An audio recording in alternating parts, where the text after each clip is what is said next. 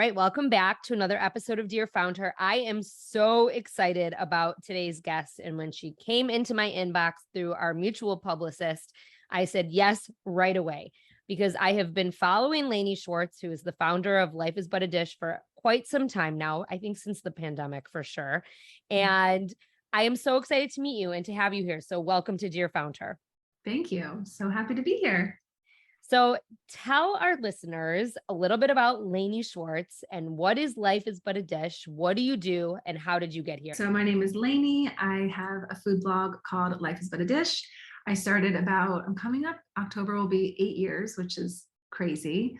I was a former elementary school teacher, so I taught first grade for about 6 years and I absolutely loved it. And then I had kids of my own and decided to not go back to teaching. But at that point, I was already cooking and loving food and posting pictures on Facebook of my recipes for no reason at all. And I discovered food blogs and decided that that I could do that too. If people are just posting recipes, putting it on their website, and that was a job, I was like, I want to do that. And so I started doing that in 2014 when I had, a 2-year-old and a 6-month-old, which now looking back feels like, why would I ever do that? And I started as a food blogger and my business kind of spiraled from there. And after about 5 years of straight blogging, I discovered the option of selling your own products and creating your own courses. And I kind of got that entrepreneur bug, and that was kind of history. That was kind of it. So tell us a little bit about the other things that you do other than the food blog. Yeah. So in about, it was probably now might be 3 or 4 years ago, I discovered, in addition to teaching people how to cook and sharing it was kind of my two passions coming together in one. So as a teacher, which is my first passion, and food, which I also love, once Instagram stories and Snapchat and video really became a thing, that's when I realized that I can really teach people. It's not just taking pictures, putting it on my website and calling it a day. I could talk to people. I could talk people through recipes. I can show them how to do things. And people were learning so much just through Instagram and just through Snapchat and just through an app. And that's when the wheels really started spinning. And I was like, okay, I can really reach people through video, through this, and I can help people. And I'm actually changing lives here, which was a really powerful thing to discover. And that's when the wheels started spinning. And I was like, okay, now I know how to teach people. How can I package this into something to sell? Because what if somebody misses the story or doesn't see this post? How could I create something one time and get it out to the masses? I had no idea how to do that or how to take payment. I mean, I literally didn't know anything. And the first product that I ever made was, I used to share my process of like preparing for a holiday. So for like Rosh Hashanah or Passover or something. And I used to be really stressed out during that process. It used to drive me crazy. I would be anxious for weeks. I was a mess. I was exhausted. And after many years of going through that process, I finally just figured out a process that worked for me. And I would share that. And people were so inspired by it and they loved watching it. I was like, what if I wrote down, the process was in my head. So what if I wrote it down, put it into an ebook and sold it? And so that's what I did. And people went crazy for it. And people went from being completely stressed out. It's called Stressed Out to Superstar. They went stressed out for planning holidays and dinners and things like that to doing it with ease. And that's when it was just, so anyways, that was my first product. And from there I started developing meal plans and just whatever it was that I felt my audience wanted or needed. And then my most recent and most proud product that I have is like an online cooking program. It's called Cook with Confidence. It's an 8-week course. And I teach people how to cook with basic fundamental skills and build their confidence in the kitchen. So the ebook that's out there right now, obviously that's passive income and which is amazing. Like how much money are you generating from something like that? So it's funny because I feel like passive income is not totally passive, right? I mean, you can get there, but it's a lot of work to get Yeah, it's a something lot to of be. work to get to the Yes, point that it's just up and running. So yes, thank you for saying that, because it's not like you just throw something up there and it takes off. Like, you do have to right. work very hard. But once it's up there and people like it, and you're running ads towards it and whatnot, I mean, it can It generate. can. Yes, for sure. Oh, So I what thought you were kind of going to say money are we something else. talking about? No, I just So wanted to know, like, I just wanted to get a ballpark, because I think it's important for people to understand what they can do when they put themselves and their information out into the world. yeah. So for me, I think it's fluctuated. So when I first created my first product, and I know that you're big on building community and how important, having that community is, not even on purpose, but I spent the first 5 years of my business building community by accident.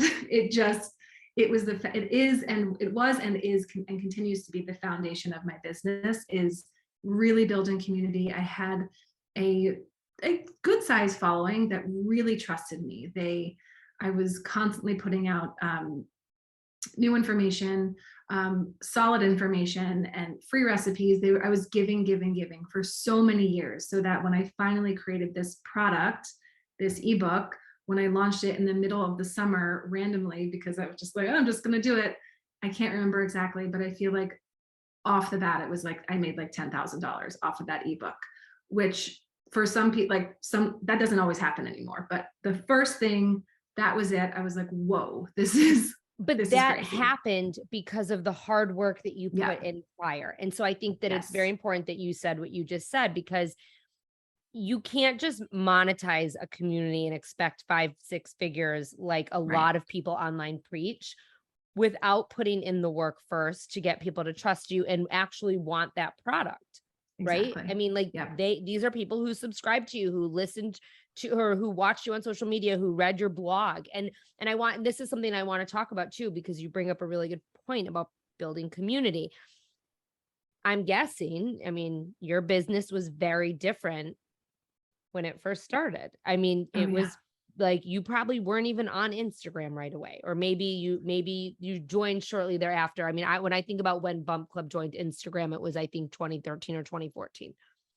Yeah, it was 20. I did join right away, but there was no video. I would Right. just post a photo in a weird square, picture with like some awkward filter and leave. Like there was maybe there was community, but it was just so different. I mean, it's so different. And that was only 7 or 8 years ago, but it feels like another life.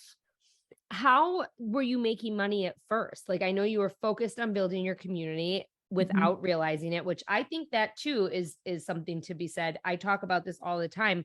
I didn't realize I was building a community when I was first building a community. Now I can build a community much faster given the experience that I take with me from Bump Club. But I love that you say that, because you were just doing what you love. And that's why people showed up, because Yeah.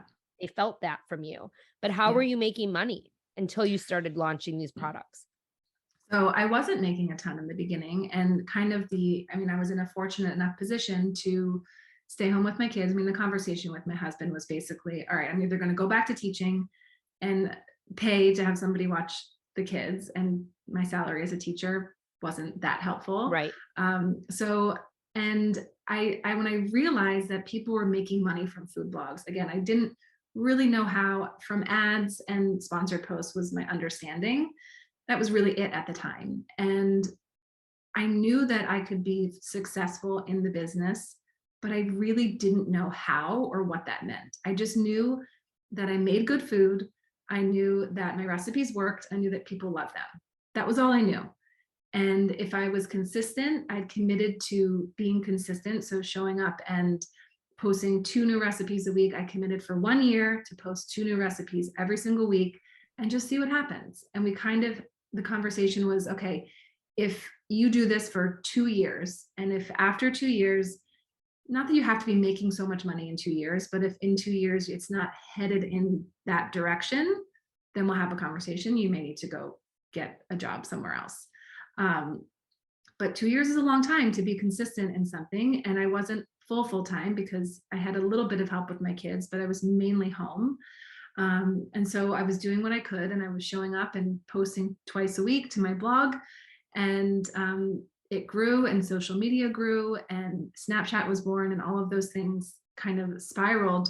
So in the beginning, I would take whatever I could. So I had the free Google ads or whatever, and I was making, I mean, maybe $20 a month. Like, it was nothing. I had very low traffic at the time. Didn't even know what the word SEO meant. I mean, I didn't know what I was doing. And I would get random sponsored things. So maybe someone would pay me like $50 here or $150 here, and I would just take what I could. But as the community grew and I started to make a little bit more, and I saw that my page views were growing, and then I had enough page views where I could join an ad network so that the ads were actually generating a decent amount of money. I had my first month, I think it was in 2017, where I joined an ad network, and it happened to be in the holiday season, which is higher for food. And I made like $730 in 1 month. And I was like, oh my God, that is the most amount of money I've ever seen. And that's when you're just like, okay, this is really something. And I can do so much with this. And again, didn't know how, but in my gut, just knew that it could be. I'm laughing. I'm smiling. You can see I'm smiling because your story sounds very like we kind of lived parallel lives here, Mhm. and I mean, very similar to you. Like, I had the conversation with my husband. We decided that as long as what I made could pay for childcare the first year, we would do it. Mhm. I didn't have a full-time nanny. It was a part-time nanny. And so I was literally like head down working for Yes. those 8 hours a day that I had 3 days that I could do it. And we said, we'll give it a year. And Mhm. that was really kind of what we did. And so I love that you share this progress of your journey, because I think it's really easy now for people to kind of open up Instagram and see you there and think, wow, like, Mhm. she's like major, and you are, but you weren't always. And it No. took a long time to get there. And so I appreciate you sharing that kind of journey, and that it wasn't always what it is now. And so I would like for you to kind of paint a picture, though, of what it is now. I know you talked about your courses and you have all these different things going on, but kind of what is the state of your business now? Interesting. I'm actually, gosh, it has been, like most businesses, a whirlwind these last couple of years. It has just been, I don't even, I don't even know where to begin. Honestly, it's been a little bit traumatic, if I'm being honest. Um, COVID was different for all businesses. For me, it was very good.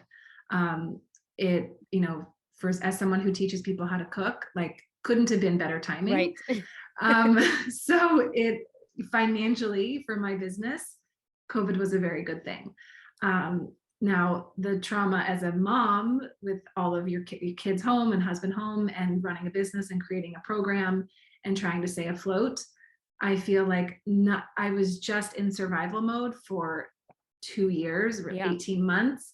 And these last 9 months have been some of the hardest of my life. So all of kind of the trauma of that and dealing with that, and I've experienced anxiety like I never had before. So it was all kind of coming out. I was really just processing these last couple of years.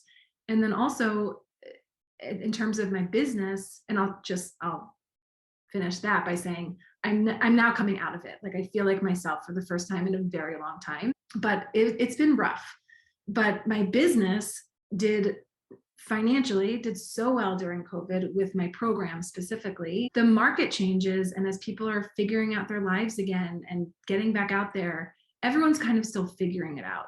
So all of my programs and everything I did so well during COVID kind of took a turn, and people don't necessarily want to sit in front of a computer for 8 weeks and learn. I mean, everyone was doing that in the time, and now, at least in my experience and in experiences of close friends, it's a tougher sell these days. So it's been challenging, and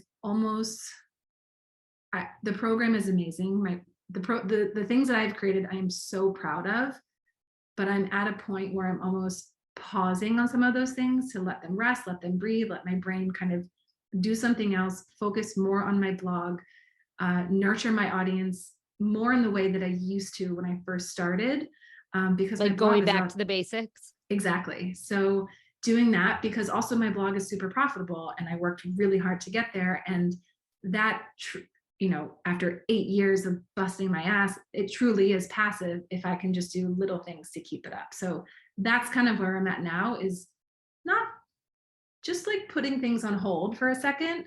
I do have things available running in the background, but I'm not pushing, launching. I'm really focusing back on the blog and building that baseline back up. But I think that's so smart to really take a good hard look at what works and what doesn't. And it's not just what works financially and what makes you the most money. It is what makes you the most profit margin. And that factors into your time. So for you to say it's just these little things that I could do to keep my blog profitable and keep it up and running, that is a smart decision, especially if it's nurturing your community and growing your community. And we're going to talk a little bit about that in a minute too. But I think that's a very, very smart decision. And I would love to just kind of clarify, when you say that your blog is making money, it's through the ads. Through the ads. Yep. So traffic on my site. Yes. Through the ad network that I'm with. Yes. And that's amazing, because to your point, you did spend a lot of time building that up. To just let that fall to the wayside wouldn't be the smartest business move, as you know. So yeah, exactly. And as a one-woman show for a long time, I couldn't, like, having a blog is a full-time job, and being an entrepreneur and selling products and creating products and writing emails and funnels is also a full-time job, as is being a mother and a wife.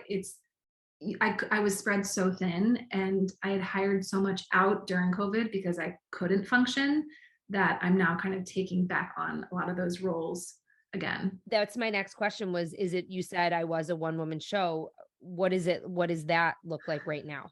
So currently, it's kind of been like a roller coaster. I was like one person, and then slowly kind of, maybe had a virtual assistant, and just hired like small help here and there. I had a brand manager for sponsored posts.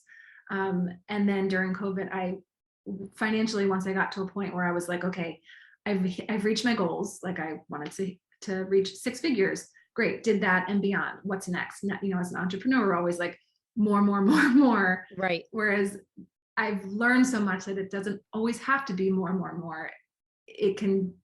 I need to take care of myself, my mental health and all of that. So I was in a place where I had the finances to really hire a team. And during COVID, I outsourced my photography, my copywriting. Basically, I wanted my blog to kind of be outsourced so that I could focus on my programs. And that's what I did. You capitalized on the moment. Yes, I did. And now, currently in the last few months, I was like, I had this huge team, and I was like, this is too much. It's not working right now. There were some who were having babies or whatever the reasons were. Naturally, it was just time for them to take a break. So I was like, I'm just going to scale down. And so now it's me. I have a head of marketing, and I have a virtual assistant who helps me with a couple other things, and the podcast people who help me with that. And that's really it. The beauty of that and that whole process is, I'm guessing these were contract employees. Yeah. Yes. And the beauty of that as an entrepreneur and as a small business owner is you can make those decisions without having financial implications or obligations. Yep. Correct. Right. So that was a very smart move all around, to ramp it up and then phase them out. That's, and I think that it's also a very important, I think it's very important for an entrepreneur to be able to see within and see what they need help with, and admit that they need help, because a lot of us don't want to ask for help ever. Not even just as an entrepreneur, but as women, as moms. A lot of people, we just don't want to ask for help. Right. I think, or to give up control. It's a control thing too, for me at least. But I think to recognize that you need some help in order to maintain, sustain, and grow is a very honorable trait. So, kudos to you for making that decision. Because a lot of times people do think like, oh, like she's probably, like we talked about before, like rolling in the dough. She's got this big following and blah, blah, blah. But like, it's not always the case. Like, it's, you are investing back into your business as well, which is so important.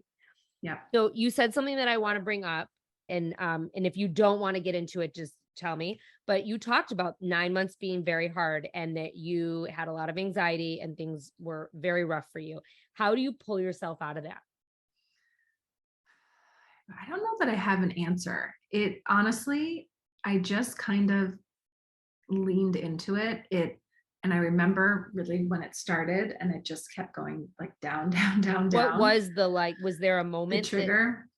So, I mean, yes, it was a tough couple of years for everybody. And then for us personally, and this isn't even in my business, but we lost our dog of 17 years and it was I'm so sorry. it crushed me. So that was in January.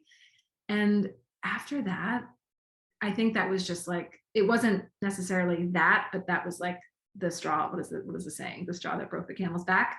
That was the little thing. I mean, it was a big thing, but that really just kind of set everything off. And from there, I don't know, I had a launch. It didn't, do as I expected. And then I started to feel, I had a ton of like health anxiety. So like our schools and here in California, it's different in all states, but my kids were getting tested every single week. And if someone was positive in the house, they were home for 10 days. And so this anxiety of like, if any of us were exposed, like my life is inconvenienced and just we were going on vacation and would we have to cancel and or get stuck in Hawaii. And then like I had COVID anxiety, like crazy But you COVID know what though? I'm anxiety. glad that you're like, I think it's important to be sharing these things also, Yeah. because I did too. And, Yeah. we were actually like really COVID careful, Yeah. much more so than a lot of people. And a lot of it was for the things that you're talking about right now, which was like, I was nervous.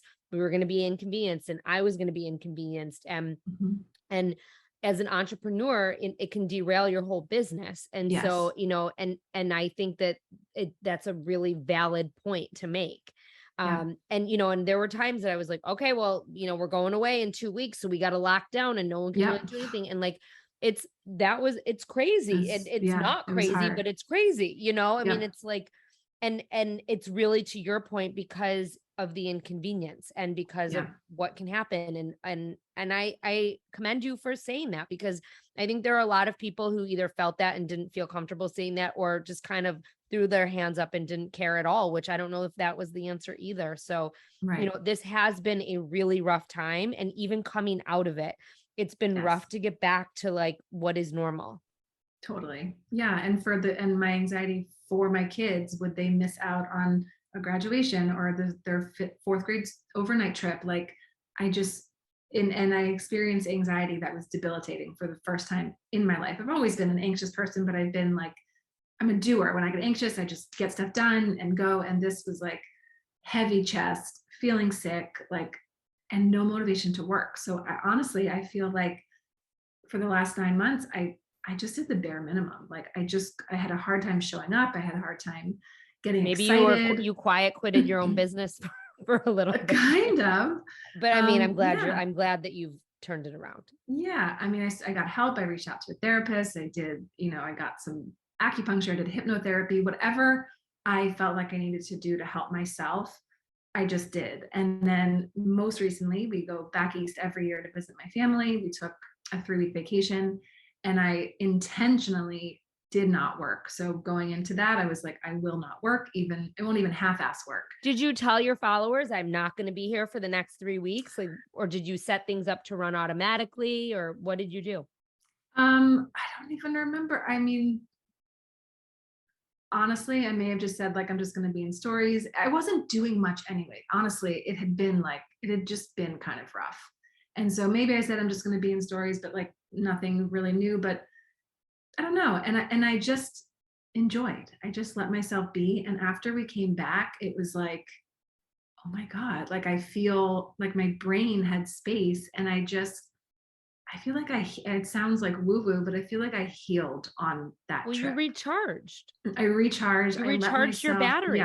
yeah, I really did. And um, a lot of the things, I gained so much clarity. I gave myself the space and the clarity was like, okay, this is what I need to do. And now I'm excited to do it. And I feel And like that's how it should be yeah, when you're running your yeah, own business, right? It's like yeah. you refocused, and to Mhm. your point, what you said before, you're like, I'm going to focus on my blog because that is my like largest profit margin. Mhm. And maybe the classes aren't going to be something that is as profitable now because people are going back out into the world, and Yeah. that's okay. And And there that's there might okay. But it wasn't okay for a second when I was like, but wait, this was the thing that was going to be my number one moneymaker. And it's my passion. It's what I love the most. And so I was like mad for a while. And now I'm but like, no, it's but the okay. environment and the world around us has changed so much too, and you've done a Yes. great job adapting to that. Yeah. And it sounds like you're in a place now where you know what you need to do to fill yourself up and to fill up your community, Yeah, right? for sure. Absolutely. Before we hopped on, you talked about we talked about this podcast tour. So, and I want to say, like, you're on a podcast tour, like I was on a podcast tour earlier this year through the same Mhm. agency that's how we met. And I found it so helpful for so many reasons. And I had asked you, like, why did you want to do this? And your answer to me was that you felt that social media was just kind of getting stagnant. Mhm. And I would love for you to address that, because I think that, that's it's I really commend you for realizing that that is a thing, and you Mhm. probably weren't growing. And I mean, Meta is like, the best and the worst all at once. Yes. Yeah. But when you're not growing, it's like your business it becomes stagnant as well. And so Yeah. you need to fuel your blog with new readers and people Yeah. to be consuming what you're putting out there. And so you decided to go on a podcast tour. So I'd love for you to kind of share that thought process and how you came to that conclusion, and how you realized that this could be a good door opener for you.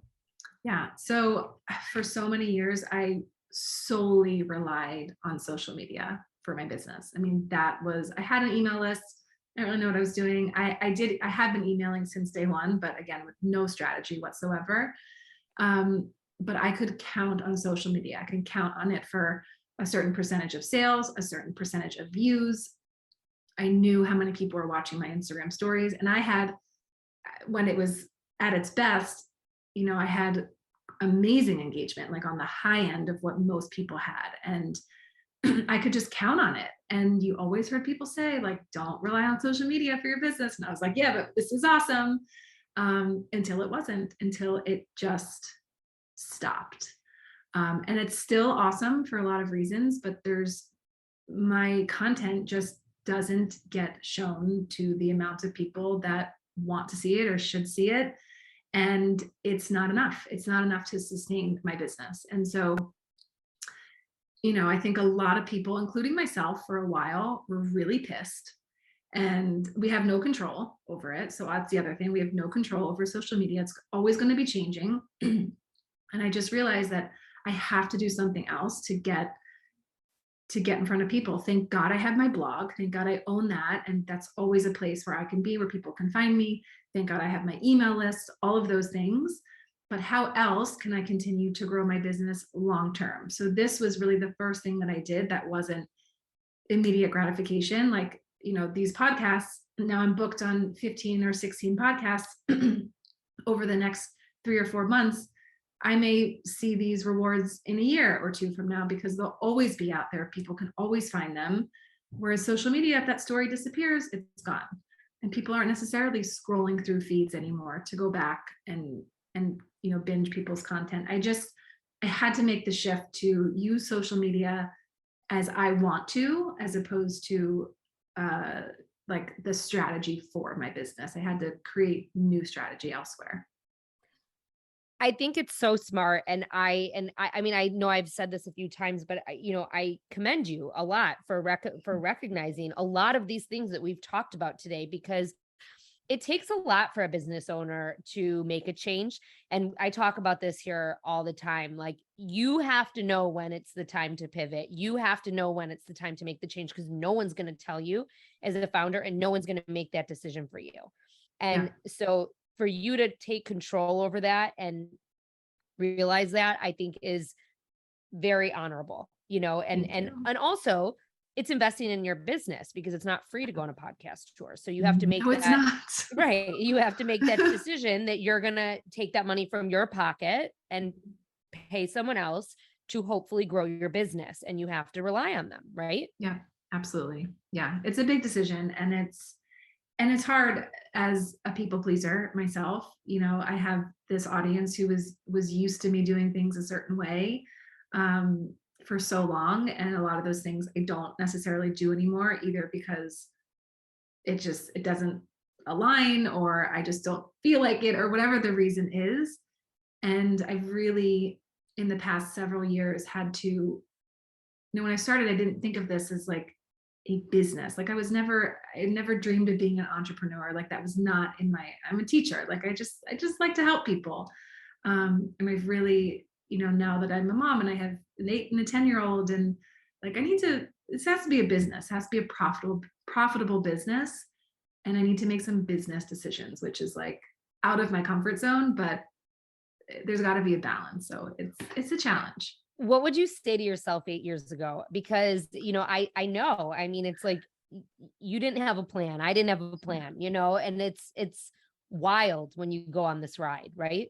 Yeah, for sure. I mean, it's the same advice that I'd give myself today, but just trust my gut. Like I have really strong, good gut intuitions. I always have.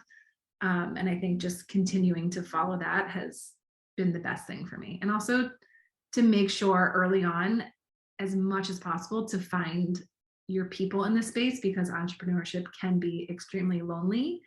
And so finding those connections and finding people who support you and lift you up and go through this journey with you, because there are days when we think we are the best and we are just going to make millions of dollars and we are on cloud nine, and then literally 20 minutes later we are crying on the floor. We are horrible. Our business is stupid. Why would anybody want this? I mean, it is such a roller coaster, and you need people. Otherwise, I don't know how I would do it alone. Before I ask you my last question, I want to ask you, like, what's been the coolest opportunity that has come your way? Like, or a couple, I mean, when you are in this space, things happen that sometimes are very big pinch me moments. And what's been like a pinch me moment for you? There's a couple. Like it's funny that this is my job, because I'm shy. Like I'm not an outgoing person unless you get to know me, unless you're my friend. I'm funny and loud and goofy and all of that. But if you just see me, if I'm at an event or at a room, I'm the quietest person in the corner. I don't want to talk. So it's interesting that this is my job. But so I did I had like a feature, like a spread in Shape magazine a couple of years ago, which I was like, this is so weird, but that felt like a really big deal. That is a big deal. That's a huge deal. Honestly, and again, this sounds lame, but it's true. The real pinch me moments, like the Shape stuff, that's a big deal and that's great press, but that doesn't do it for me. It's the pinch me moments are when I'm working with students, for example, in a program, and they come in one way, just like a first grader would come in not reading and leave first grade reading and confident. Like that shit it lights up my soul. And so to be able to help people, to help adults go make that transformation from not feeling confident, not feeling wanted or loved or whatever it is in their family, in their kitchen, in their life, to come out of it, to better their relationships with the people in their lives. Like those are the pinch me moments. Like I really did that. Like I helped you. And that's what's so special for me. And those are the pinch me moments. What do your kids think? Like, what do they think when you get recognized? And, like, because you do. Yeah. It's been a part of their lives since they were babies. I mean, they get recognized often more than I do, which is, I don't know if they think it's weird. It just kind of is. It just kind of is what it is. Doggies. It's honestly, I think they think it's normal, which is kind of sad. But it's just, they don't think like it's so cool, or maybe they do, they just don't really say it. And my younger one has loved kind of being a part of it and being on camera. And That's so funny. My younger one also yeah, like is always like, post a picture of me. yeah. My older Like, one I not so mean, much. and my following is like a fraction of yours. So, but she's always like, post the picture of us. Like she wants to be a part of it. I don't, and they're just able to comprehend. They didn't know how many people were watching. I mean, they didn't know. They just knew that I was talking to people and people had questions, and that was it. So I think only now are they even starting to grasp what I do. But it's so cool, and you're setting such a great example for them. Thank you. So before we wrap up, I'd love for you to share with us 3 tips that you would give someone just starting out. And I know you kind of just shared 2 of them when I asked you before what you would tell yourself, but think of like a brand new founder. What would you tell them? People probably hear this all the time, and it's so cliche, but I feel like cliches are cliches for a reason. Just start, like start messy, and it doesn't have to be perfect. In fact, it won't be perfect. And even when you think it's perfect, it's not perfect. So whatever the idea is, or the passion, or whatever it is that you think you want to do, there's always so much to learn, and you're never going to figure it all out. So just start and learn as you go. That's definitely like my top piece of advice. Find your people for sure. Like, don't do this alone. It's too hard. Put yourself out there. Like I said, I am a shy person. I'm not one to walk up and say, hi, my name is Laney, but I used to force myself to go to events, to network. I would fly and go to workshops to learn food photography, like really pushing yourself to get outside of your comfort zone to learn. I spent 5 years learning food photography because I thought I just wanted to be the world's greatest food photographer, until I hit a point where I was like, okay, I'm happy with my photos, but I don't want to be a photographer. So now my focus is elsewhere. So that's when I started in that business entrepreneur space. So put yourself out there, get out there and learn. There's so many resources now, and just, you have to push yourself outside your comfort zone. Laney Schwartz, founder of Life is But a Dish. Thank you so much for being here and for sharing your story and your truths. I feel like we have lived parallel lives. I can't believe this is the first time I'm meeting you, and I'm so excited to continue this conversation. So thank you so much. Thank you. Thanks for having me.